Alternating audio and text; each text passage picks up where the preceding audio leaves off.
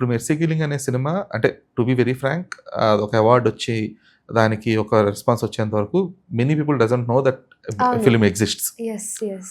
But నీ వయసులో నువ్వు నీ పరంగా నువ్వు నీ బెస్ట్ పెర్ఫార్మన్స్ ఇచ్చేవన్నావు ఖచ్చితంగా. సో అది ఏమి ఎఫెక్ట్ చేయదా నీకు? లేదన్నా. ఓకే. ఎందుకంటే బట్ వీల్ హ్యావ్ ఎక్స్‌పెక్టేషన్ గదా! ఉంటుంది. యాహ్! కొంచెం తెలిస్తే బావుండేది. మూవీ బావుంది. కాన్సెప్ట్ బావుంది. యాక్టింగ్ అందరూ చేశారు. హార్డ్ వర్క్ ఉంది. బట్ వెళ్ళలేదు. ఇట్స్ ఓకే అనుకున్నాం. బట్ అండ్ దెన్ 1 ఇయర్ తర్వాత వచ్చింది award. We were like award వచ్చిందా? అదేంటిది?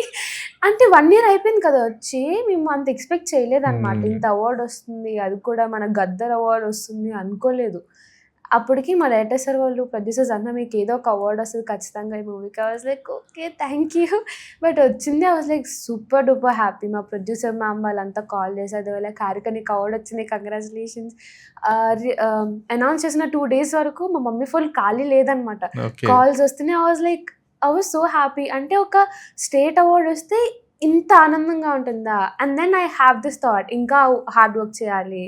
ఇంకా మంచి పేరు తెచ్చుకోవాలి. So this is something in that way.